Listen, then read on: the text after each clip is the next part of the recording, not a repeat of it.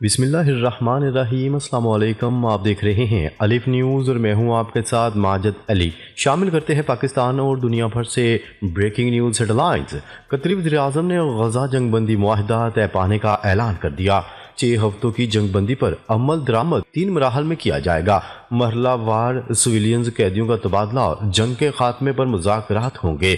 दूसरे मरहले में इसराइली फोर्सेस के कैदी हमास रिहा करेगी और गजा के अवामी मकामात से इसराइली फौज का इनखला होगा। तीसरे मरहले में इसराइली फोर्सेस का गजा से मुकम्मल इनखला और गजा की तामीर नो पर काम किया जाएगा। कतरी वज़ीर-ए-आज़म मोहम्मद बिन अब्दुर्रहमान बिन जासम अल सानी ने कहा कि जंगबंदी मुआहदा करवाने के लिए कतर, मिस्र और अमेरिका की कोशिशें कामयाब हो गई हैं। उन्होंने कहा जंगबंदी का इतलाक 19 जनवरी से होगा। हमास और इसराइल के साथ जंगबंदी के मराहल पर अमल दरामद के हवाले से काम जारी है। कतरी वज़ीर-ए-आज़म ने जंग के आगाज तक गजा में क़याम अमन पर जोर दिया है। कतरी वज़ीर-ए-आज़म ने कहा कि मुआहिदा इसराइली यरगमानियों की रहाई का बायस बनेगा। ये मुआहिदा गजा के लिए इंसानी इमदाद में इजाफे का भी बायस बनेगा। कतरी वज़ीर-ए-आज़म ने कहा कि हम गजा में अपने भाइयों को तनहा नहीं छोड़ेंगे। तवक्का है कि मुआहिदा एतवार से नाफिज़ल अमल हो जाएगा। वक्त का ऐलान बाद में किया जाएगा। उन्होंने बताया कि मुआहिदे के पहले मरहले में इसराइली यरगमानियों और फलस्तीनी कैदियों की रहाई होगी। मुआहिदे के पहले मरहले में बेघर अफराद की घरों को वापसी शामिल है। कतरी वज़ीर-ए-आज़म ने कहा पहले मरहले में गजा की पट्टी से जख्मियों को इलाज के लिए निकालना भी शामिल है। हम तमाम फरीकैन पर अपने वादे पूरा करने पर जोर देते हैं। दूसरी जानिब हमास रहनुमा सामी अबू ज़हरी ने गैर मुल्की खबरसां एजेंसी से बात करते हुए जंगबंदी मुआहदे को अहम कामयाबी करार दिया है। उन्होंने कहा यह इस बात का इजहार भी है कि इसराइली फौज अपने किसी हदफ को हासिल नहीं कर सकी। गैर मुल्की खबरसां इदारे की रिपोर्ट के मुताबिक इसराइली काबीना अमन मुआहदे की मंजूरी आज देगी। गजा जंगबंदी के मुआहदे की मुमकिन तफसीलात भी सामने आ गई हैं। अरब मीडिया की रिपोर्ट के मुताबिक गजा जंगबंदी मुआहदा 3 मराहल पर मुश्तमिल होगा। मुआहदे का पहला मरहला 6 हफ्तों पर मुश्तमिल होगा। पहले मरहले के दौरान इसराइली फौज गजा की सरहद के अंदर 700 मीटर तक खुद को महदूद कर लेगी। जंगबंदी के इस मरहले में इसराइल तकरीबन 2000 फलस्तीनी कैदियों को रिहा करेगा, जिनमें उम्र कैद के 250 कैदी भी शामिल होंगे।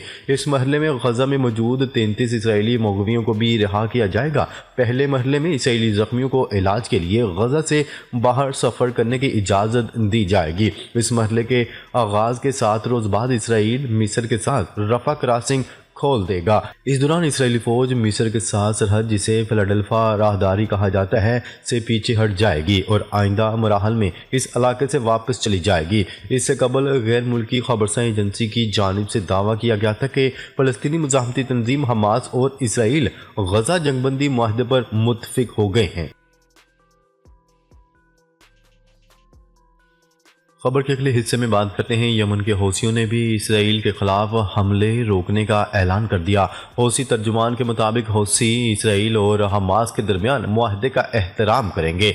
तर्जुमान ने कहा कि गजा पट्टी में जंगबंदी के बाद इसराइल पर मिसाइल और ड्रोन हमले बंद कर देंगे। वाज़ेह रहे कि गजा जंगबंदी मुआहदा 3 मरहले पर मुश्तमिल होगा। मुआहदे का पहला मरहला 6 हफ्तों पर मुश्तमिल होगा। पहले मरहले के दौरान इसराइली फौज गजा की सरहद के अंदर 700 मीटर तक खुद को महदूद कर लेगी। जंगबंदी के इस मरहले में इसराइल तकरीबन 200 फलस्तीनी कैदियों को रिहा करेगा, जिनमें उम्र की कैद के 250 कैदी भी शामिल हैं। खबर के अगले हिस्से में बात करते हैं। हमास ने इसराइल के साथ जंगबंदी मुआहदे की मंजूरी दे दी। फलस्तीन में जश्न का समा। मकबूजा फलस्तीन की मुजाहमती तंजीम हमास ने इसराइल के साथ जंगबंदी मुआहदे की मंजूरी दे दी। फलस्तीनियों ने जश्न मनाया और एक दूसरे को मुबारकबाद दी। अरब मीडिया के मुताबिक हमास के अहदेदार ने जंगबंदी मुआहदे की तस्दीक कर दी। कतर और मिस्र की सालसी में जंगबंदी और कैदियों के मुआहदे को मंजूरी दे दी गई है। मकबूजा फलस्तीन की मुजाहमती तंजीम हमास के तर्जुमान ने कहा कि जंगबंदी मुआहदा फलस्तीनियों की साबित कदमी का सबूत है। मुआहदे से आज़ादी के हसूल की राह हमवार होगी। मुआहदा फलस्तीनी अवाम, उम्मत मुसलमान और आज़ादी पसंदों की मुश्तरका कामयाबी है। इसराइली जारहियत और नस्लकुशी को ख़त्म करना अव्वलीन तरजीह है। गजा के मजलूमों की हमायत और अजहार यकजहती पर दुनिया भर के लोगों का शुक्रिया अदा किया। ان کا کہنا تھا کہ معاہدہ اس بات کا اظہار ہے کہ اسرائیلی فوج اپنے کسی بھی ہدف کو حاصل نہیں کر سکی۔ خبر کے اگلے حصے میں بات کرتے ہیں امریکی سفارتکاری رنگ لائی اور اسرائیل حماس جنگ بندی معاہدہ ہو گیا۔ امریکی صدر جو بائیڈن کا بڑا بیان سامنے آ گیا۔ امریکی صدر جو بائیڈن نے کہا لبنان میں جنگ بندی اور ایران کے کمزور ہونے کے بعد حماس پر شدید دباؤ پڑا، بدلی ہوئی اور علاقائی صورتحال کے پیش نظر حماس کو جنگ بندی کے لیے مجبور کیا گیا۔ مئی میں پیش کیے گئے جنگ بندی منصوبے کو درست شکل میں آگے بڑھایا گیا تھا۔ مصر، امریکہ اور قطر کی ثالثی میں جنگ بندی معاہدہ ہوا ہے۔ امریکی صدر کا کہنا تھا کہ جنگ بندی معاہدہ میری حکومت اور انتظامیہ نے کروایا، عمل درآمد نو منتخب امریکی صدر ڈونلڈ ٹرمپ انتظامیہ کروائے گی۔ دوسری طرف نو منتخب امریکی صدر ڈونلڈ ٹرمپ نے غزہ جنگ بندی معاہدے کا خیر مقدم کرتے ہوئے کہا جلد غزہ جنگ بندی معاہدے پر تفصیلی بات چیت کروں گا۔ نو منتخب امریکی صدر نے کہا کہ ہم یرغمالیوں کی سلامتی کے ساتھ ساتھ گھر واپسی کے لیے پرامید ہیں۔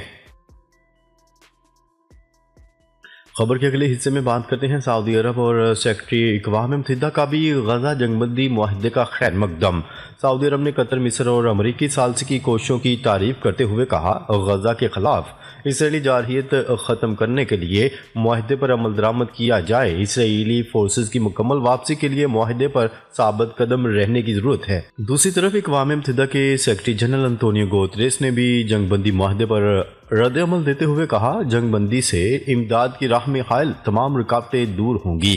جنگ بندی معاہدے سے دونوں طرف سے قیدیوں کا تبادلہ ہوگا۔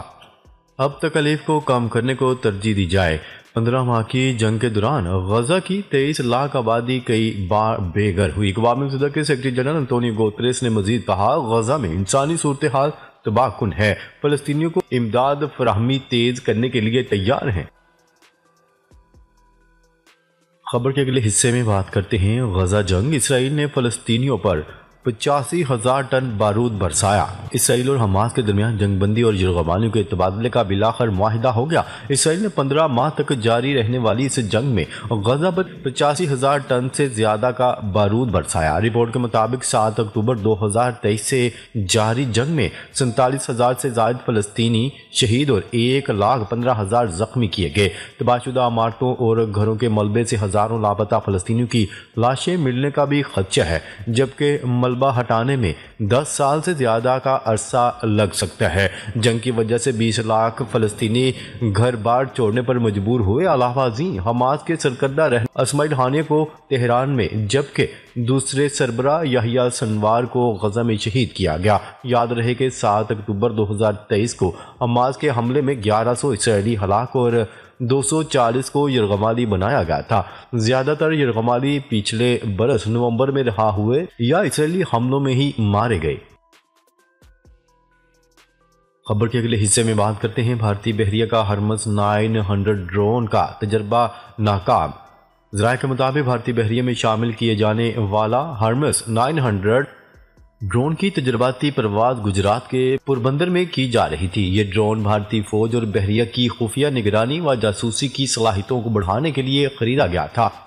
ہرمس 900 drone Adani defence and aerospace اور اسرائیلی ڈیفنس فورم ایلبرٹ سسٹمز کے تعاون سے تیار کیا گیا ہے۔ ہرمس 900 ڈرون کی قیمت تقریباً 145 کروڑ بھارتی روپے بتائی جا رہی ہے۔ مودی سرکار کا غیر معیاری منصوبوں پر اربوں ڈالر خرچ کرنا مضحکہ خیز عمل بن چکا ہے۔ رواں سال بھارتی کوسٹ گارڈ کے دھرو ہیلی کاپٹر حادثات کے بعد گراؤنڈ کر دیے گئے، جبکہ ستمبر 2024 میں بھارتی بحریہ کی آبدوز INS اریگھاٹ تکنیکی خرابی کے باعث حادثے کا شکار ہو گئی تھی، جسے بحری بیڑے سے دستبردار کر دیا گیا۔ جولائی 2024 میں بھی بھارتی بحریہ کے جنگی جہاز INS برہم پترا میں آگ بھڑک اٹھی تھی۔ سال 2019 میں بھی بھارتی بحریہ کا جنگی ہیلی کاپٹر سمندر میں گر کر تباہ ہو گیا تھا، اور مارچ 2018 میں بھی بھارتی بحریہ کا ریموٹ سے چلنے والا ڈرون پرواز کے فوراً بعد پوربندر کے علاقے الحاص نگر میں تباہ ہوا۔ بھارتی بحریہ میں تقریباً 14 آبدوزیں ہیں، لیکن تکنیکی خرابیوں کے باعث صرف 7 آپریشنل ہیں۔ ناظرین، اب تک کے لیے اتنا ہی۔